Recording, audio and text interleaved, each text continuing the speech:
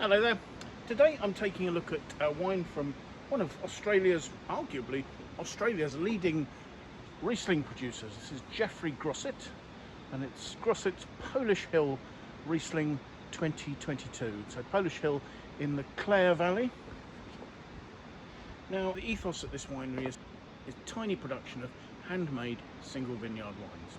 Grosset Wines was established in 1981 when Jeffrey Grosset bought an old milk depot in the town of Auburn in the Clare Valley and converted it into his winery. Now Jeffrey had fallen in love evidently with Riesling at the age of 15 when his father, an electrician, had brought a bottle of wine home and shared it with the family. On his 16th birthday, Jeffrey enrolled at Roseworthy Agricultural College, and by the time he was 21 he'd studied oenology and agriculture there. He spent a period of time working in wineries both in Australia and in Germany, and by the age of 26 he was a senior winemaker. I think it's indicative of sort of Jeffrey's pioneering attitude that in 2000 he was one of a group of Riesling producers in the Clare Valley that looked at quality and decided that screw caps was the way to move forward, and the change that's had in packaging in Australia, New Zealand, in fact throughout the New World, and these days much of the Old World as well. And he still evidently funds private research into that. He's quite passionate about the use of screw caps. Now the winery has 20 hectares of vineyards, and the majority of these are in the Clare Valley. They have 4 vineyards in the Clare Valley and also make wines from sites in the Piccadilly Valley in the Adelaide Hills. So all high altitude, cool climate sites, specially selected for the way that the soils there interact to form the flavours of the wines. So the vineyards in Clare Valley, Polish Hill is one of these. As well as that, they have 2 in Watervale, which are the Rockwood Vineyard and the Springvale Vineyard, and then they have another vineyard, Gaia. As well as that, as I say, they make wine in the Adelaide Hills, where they make a Chardonnay and a Pinot Noir. So a different emphasis to the Rieslings which are produced in the Clare Valley. Now Jeffrey Grosset began removing the use of chemicals from his vineyards back in 1992, and eventually all his estate vineyards, in fact now they're all described as A-grade certified organic and biodynamic vineyards. Now Polish Hill, which is the name of the best known of Grosset's Rieslings, is an 8-hectare vineyard. It's gently sloping. It's at about 460 to 480 metres above sea level, and the hard rock subsoils here give quite a pungent lime and slate note to the fruit. Jeffrey planted this vineyard back in 1996. He'd selected the site himself, did all the planting himself. It's very much pruned by hand, picking is done by hand. The soils here are sort of an alluvial loam covering a clay subsoil which is all over a layer of 500 million year old blue slate. So what this means is that the vine has to work very hard to extract, well, to find water and to extract nutrients from these hard rock soils. So the result is you get small berries, small bunches, very concentrated, very particular concentrated flavours. Yields are low, but they describe the wine making process as gentle and uncomplicated. In fact, to mirror the sort of the organic and biodynamic approach in the vineyard, they use low intervention winemaking in the cellars. And that principally means that their wines are made without filter aids or fining agents. Byproduct of that is they're entirely suitable for vegetarians and vegans. So the fruit is entirely hand-picked. It's very, very gently pressed in a pneumatic press. The clean juice is allowed to settle and then ferments in stainless steel tanks with temperature control. The wine ages for a short period with its lees to give it a little bit of weight and roundness, just to smooth it out.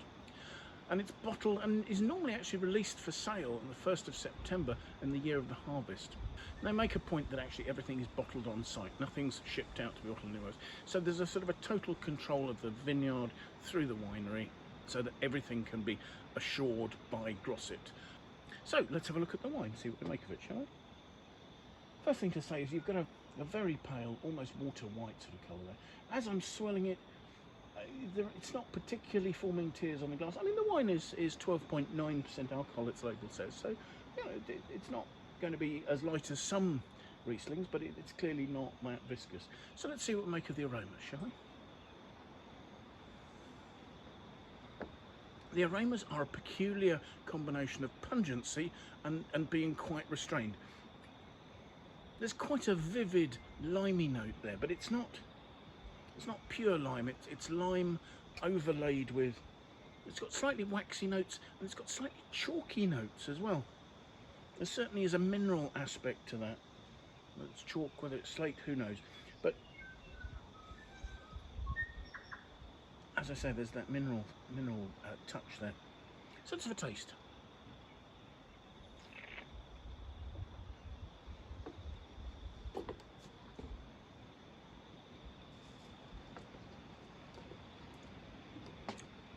Wow, I was talking about pungency on the nose. There is really good, minerally crisp, quite steely acidity coming through there. There's a beautiful limey note. It's much more clearly defined than it was on the nose. It's incredibly mouth-watering, and yet actually strangely not sharp, if that makes any sense.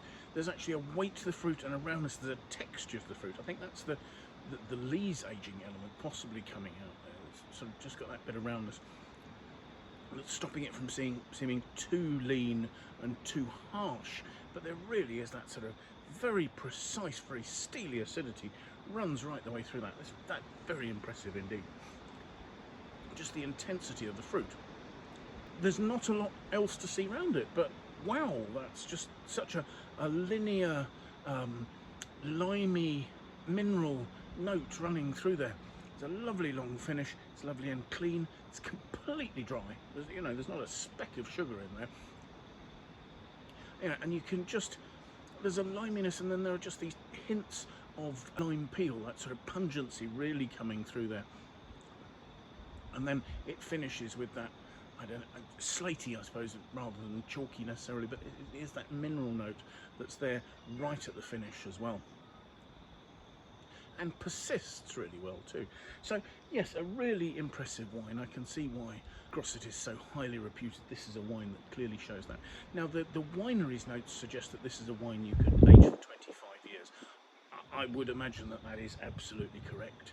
I think its acidity means that this wine has a very long future ahead of it. I hope you've enjoyed the tasting. Thank you so much for joining us.